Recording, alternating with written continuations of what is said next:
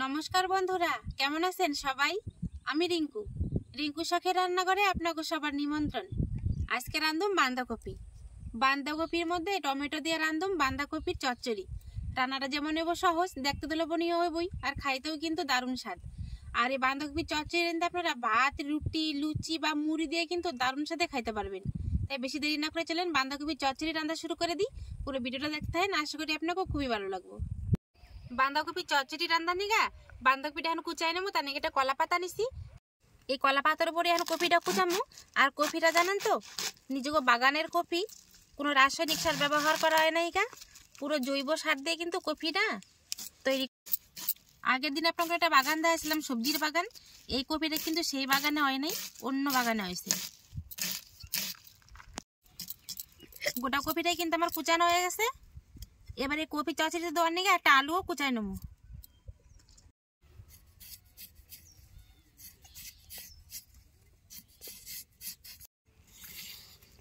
আলুগুলো কিন্তু দেখেন সোয়াবিন আলুর মতো একটু ডুমো ডুমো করে কাটে দিলাম।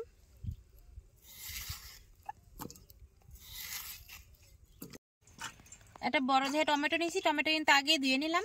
টমেটো কাটার পরে ধোয়া যাবে না, তাই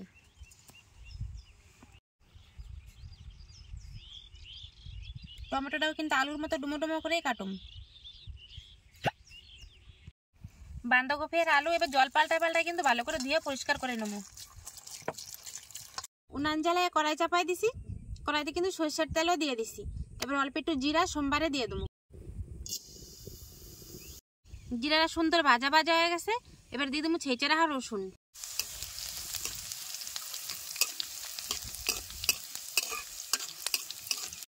রসুনটা সুন্দর ভাজা হয়ে গেছে, কাঁচা গন্ধ কিন্তু এখন নাই। এবার তুমি ছেঁচে রাখা আদাটা এবার দিয়ে দিলাম।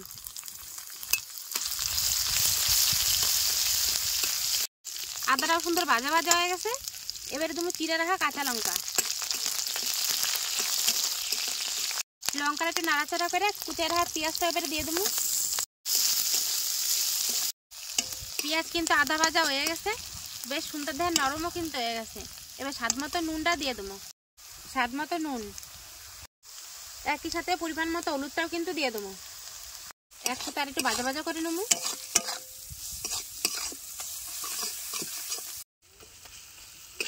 সমস্ত মশলা দেখেন কত সুন্দর কষানো হয়ে গেছে। এবারে কাটে রাখা আলুটা দিয়ে দেবো।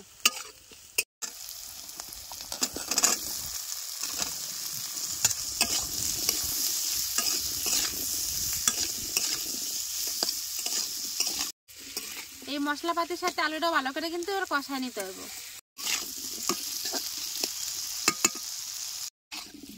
মশলাপাতির সাথে দেখেন আলুগুলো কত সুন্দর ভাজা হয়ে গেছে, প্রায় কিন্তু সিদ্ধ হয়ে গেছে আলুগুলা।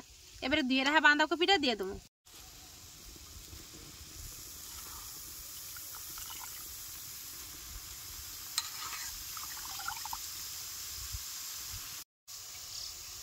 কতগুলা বাঁধাকপি হয়েছে দেখেন, এক কড়াই রান্না হলে দেখবেন অল্প একটু হয়ে যাবে না। একটু নাড়াচাড়া করে একসাথে ভালো করে মিশাই দেবো।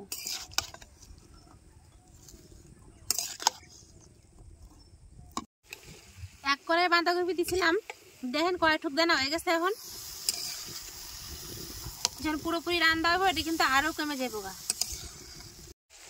কপি চাপাই দিছি, প্রায় 10 থেকে 12 মিনিট হয়ে গেছে, ভালো মতো কিন্তু সিদ্ধ হয়ে গেছে। এবারে কপির মধ্যে দেবো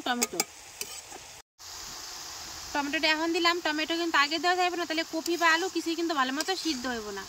তাই টমেটো দেওয়ার আগে কপি আর আলু ভালো মতো কিন্তু সিদ্ধ করে নিতে হইব। টমেটোটা দিয়ে কিন্তু আরও 5-7 মিনিট ভালো মতো কিন্তু আমি রান্না করে নিছি। আর দেখেন টমেটোগুলো কিন্তু বেশ সুন্দর সিদ্ধ হয়ে গলে গেছে। এই দেখেন তার খোসা। আর তারপরে কিন্তু আমি খুন্তি দিয়ে অনবরত কিন্তু এরকম করে নাইড়া চেড়ে মিশাতেই রয়েছি। দেখবেন খেয়াল করে যেন বাঁধাকপি চচ্চড়ি না ঝরঝরা হয়ে যায়। এরকম করে অনবরত নাড়তেই থাকবেন, তাহলে বেশ সুন্দর একটা মাখো মাখো কিন্তু ভাব আসবে।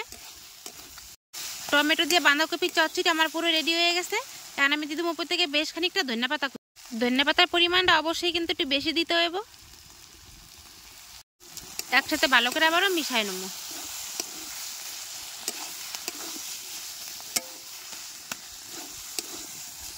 ধনিয়া পাতা দিয়ে ভালো মতো মিশানো হয়ে গেছে। এবারে দিয়ে দেবো একটু ভাজা মশলা। এই ভাজা মশলা গুঁড়িটা দিলে যেমন খাইতে স্বাদ দেবো তেমন কিন্তু সুগন্ধও ছাড়বো। আর এর মধ্যে আছে খালি ধনিয়া, জিরা আর তেজপাতা। তাই মশলাটা এখন দিয়ে দিলাম। এবার একটু ভালো করে নাইড়া ছেড়া ভালো মতো আবার কিন্তু মিশাই নেবো।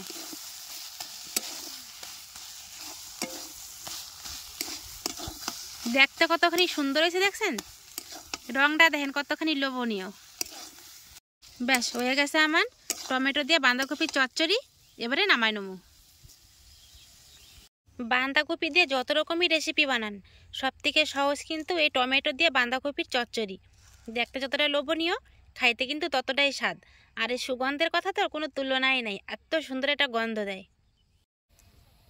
দেখলেন তো কত সহজ আর অল্প সময় ঘরে থাকা হাতের কাছে সামান্য কিছু মশলা দিয়ে কিন্তু এই যে টমেটো দিয়ে বাঁধাকপির চচ্চড়ি রান্না হলাম।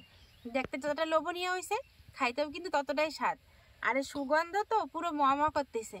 আমার শাশুড়ি তো এসে ঘুরে গেছে, খালি উনি রসুন খাই না দিয়ে খাইতে পারলো না। এবার এটা খাই একদম কেমন স্বাদ এসছে।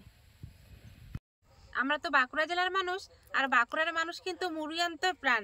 তাই আমি আজকে কিন্তু সন্ধ্যাবেলায় মুড়ি নিয়ে নিছি। এই গরম গরম বাঁধাকপির চচ্চড়ি দিয়ে মুড়ি দিয়ে খামো। তারপর আপনাকে ওরকম চচ্চড়িটা কত স্বাদ এসছে। বাইরে নিছি মুড়ি, তার সাথে টমেটো দিয়ে বাঁধাকপির চচ্চড়ি।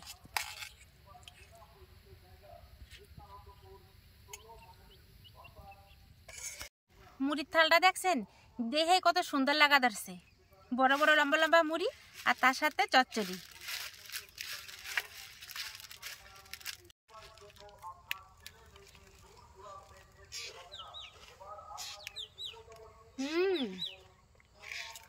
দারুন, নুন ঝাল একেবারে ঠিক। আর এই চচ্চড়ির মধ্যে কিন্তু বেশি ঝাল হলে ভালো লাগে না, একটু মিষ্টি মিষ্টি হলে খাইতে কিন্তু বেশি স্বাদ হয়। আর আজকে বাঁধাকপির চচ্চড়িটা হয়েছেও ঠিক তাই।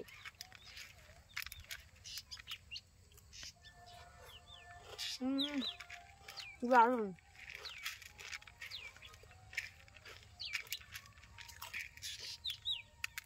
টমেটোর হালকা টক সাথে কিন্তু বাঁধাকপির চচ্চড়ির স্বাদটা আরো দ্বিগুণ বাড়ায় দিছে।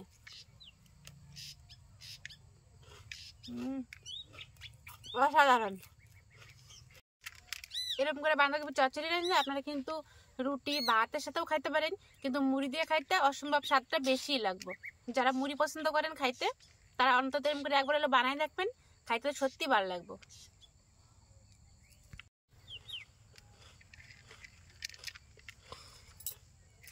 দারুণ। যদি আমার এই সহজ রেসিপি আপনাকে ভালো লাগে তাহলে অবশ্যই এটা লাইক, কমেন্ট, শেয়ার আর সাবস্ক্রাইব করতে কিন্তু ভুলবেন না। তাহলে দেখা হবে পরে একটা নতুন ভিডিওতে। আজকে তাহলে এই নিয়ে শেষ করলাম। নমস্কার।